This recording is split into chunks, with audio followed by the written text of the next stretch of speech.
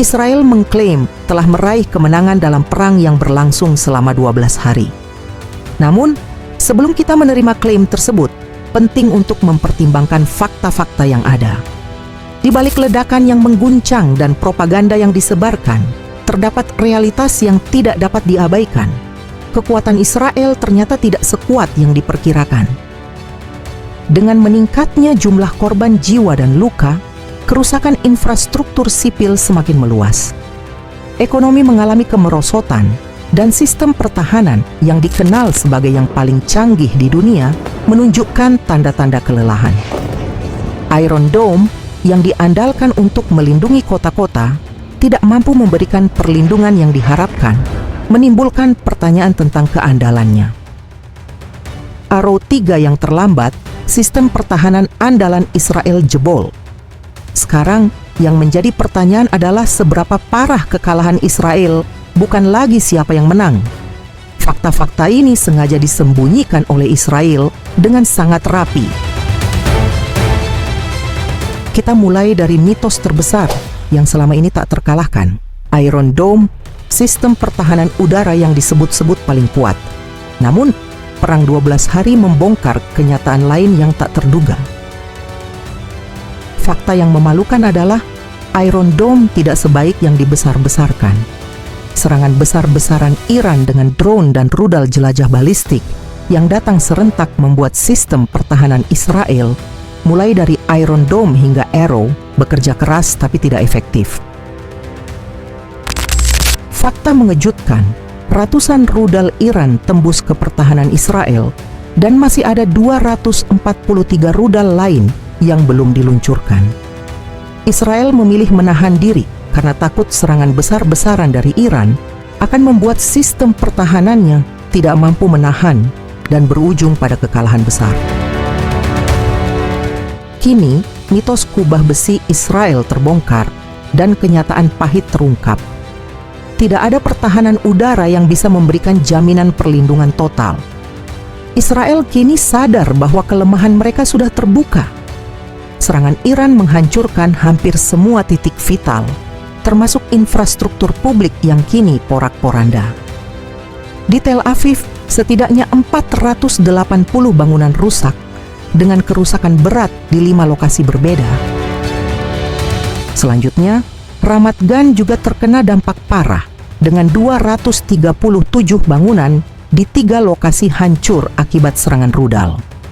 Bahkan, beberapa pihak menyebut kondisi Israel kini tidak jauh berbeda dengan Gaza. Yang lebih mengerikan, semua ini belum termasuk kerusakan yang disembunyikan oleh pemerintah Israel yang memberlakukan sensor ketat untuk menutupi skala kehancuran sebenarnya. Kenyataan sulit disembunyikan saat foto dan video menyebar, serta kesaksian warga bermunculan, semuanya menggambarkan satu hal: Israel babak belur. Serangan keras menghantam jantung militer Israel, kompleks Kiryat, yang dijuluki Pentagonnya Israel. Meskipun dikelilingi sistem pertahanan canggih, rudal-rudal Iran tetap berhasil menembus dan menimbulkan kerusakan parah. Warga Israel kian geram karena harus membayar mahal, sekitar $3.500 per bulan, untuk tinggal di kawasan yang diklaim aman. Dulunya mereka percaya kawasan itu adalah benteng keselamatan, tapi kini mereka menyadari bahwa mereka justru tinggal di titik sasaran. Serangan rudal balistik terus berlanjut, menghantam pusat intelijen Israel, termasuk markas Mossad dan unit 8200. Ini adalah serangan yang tepat sasaran, menghantam otak dan mata intelijen Israel secara langsung. Selain itu, Weizmann Institute, lembaga riset terkemuka Israel, menjadi sasaran serangan yang menghancurkan 45 laboratorium, termasuk proyek-proyek yang didanai Uni Eropa. Kerusakan tidak hanya berdampak pada infrastruktur fisik, tetapi juga menghancurkan aset berharga berupa data penelitian dan potensi inovasi di masa depan. Serangan rudal juga melumpuhkan kilang minyak Haifa, fasilitas penting bagi ekonomi Israel yang terpaksa dihentikan sementara. Krisis total melanda Israel. keterisolasiannya dari dunia luar sangat kentara. Infrastruktur kritis lumpuh, krisis energi parah, produksi berhenti total. Semua penerbangan di Bandara Internasional Ben Gurion dibatalkan. Rasa aman warga hancur, kepercayaan publik terhadap pemerintah jatuh, kestabilan politik dan keamanan nasional terancam. Situasi ini memperlihatkan kerentanan Israel terhadap serangan-serangan yang terus berlanjut. Banyak kejadian yang tidak terekspos ke publik, terutama terkait serangan pada pangkalan militer IDF dan target strategis lainnya. Sensor militer Israel sangat ketat dalam mengontrol informasi sensitif, sehingga banyak detail penting yang tidak diumumkan secara luas. Publik hanya diberi akses ke informasi yang diizinkan. Namun, laporan tidak resmi menyebutkan bahwa beberapa pangkalan militer IDF mengalami kerusakan parah, begitu pula pusat komando sistem radar dan fasilitas komunikasi penting. Semua ini ditutup-tutupi oleh pihak berwenang. Pengakuan atas kerusakan berarti pengakuan atas keberhasilan Iran menembus pertahanan Israel. Maka informasi ini sangat dibungkam untuk mencegah Iran mengklaim kemenangan. Namun, masyarakat paham bahwa diam tidak selalu berarti aman. Bukti-bukti tak resmi, seperti foto amatir, bocoran informasi, dan diskusi di media sosial, mulai membuka fakta yang disembunyikan pemerintah. Ini makin menegaskan bahwa kekalahan nyata terjadi dan kerusakan jauh lebih parah dari yang diakui.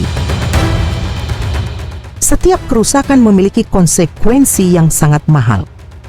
Serangan rudal balistik Iran selama 12 hari tidak hanya mengguncang kota-kota di Israel, tetapi juga berdampak besar pada keuangan negara. Sebanyak 28 orang meninggal, lebih dari 3.000 orang terluka, dan lebih dari 9.000 orang terpaksa mengungsi. Namun, korban jiwa hanyalah sebagian kecil dari dampaknya. Angka yang dibutuhkan untuk memulihkan kerusakan jauh melebihi dana yang tersedia. Belum termasuk biaya militer yang membengkak. Total kerugian, termasuk biaya militer, kerusakan infrastruktur, kompensasi korban dan rekonstruksi, diperkirakan mencapai 12 miliar dolar. Namun analis memperingatkan bahwa angka ini bisa meningkat hingga 20 miliar dolar jika konflik semakin memanas. Kerugian yang luar biasa, setara pendapatan Nigeria dalam setahun, jadi pukulan berat bagi ekonomi Israel. Anggaran negara makin sempit, bantuan sosial dikurangi, proyek-proyek penting tertunda. Sementara korban masih menunggu kejelasan. Bagi Israel, perang yang hanya berlangsung 12 hari ini bisa berdampak panjang, mungkin bertahun-tahun mendatang. Dan ini baru awal. Krisis ekonomi Israel baru saja dimulai. Israel kini mencari sokongan keuangan dari Amerika karena biaya perang melonjak, kebutuhan pertahanan meningkat, dan ekonomi mulai terguncang. Serangan rudal Iran yang melumpuhkan kilang minyak Haifa semakin memperparah keadaan. Ladang gas Leviathan di lepas pantai juga terdampak, ditutup selama perang. Ini membuat pasokan energi domestik dan ekspor terganggu. Konflik di Gaza yang sudah berlangsung lama juga menyerap anggaran besar. Akibatnya, pertumbuhan ekonomi Israel melambat, harga barang naik, biaya pertahanan meningkat tajam, dan utang negara terus bertambah. Israel kini menaruh harapan besar pada upaya Amerika untuk mencapai gencatan senjata. Harapannya adalah adanya perdamaian dan kerjasama ekonomi dengan negara-negara tetangga Timur Tengah, yang dulu dianggap mustahil, tapi sekarang jadi satu-satunya solusi. Jika gagal, Israel terancam terjebak dalam bunuh diri ekonomi, seperti yang dikatakan banyak analis. Meski kondisinya berat, tetap saja kehancuran di Gaza jauh lebih parah. Ironi ini masih terus berlanjut.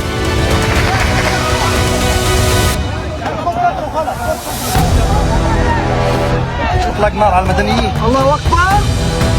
مش عارف مين اللي بس بس بدنا نرجع قبل ما يرجع. كل اللي بصير فينا عشان الطحين.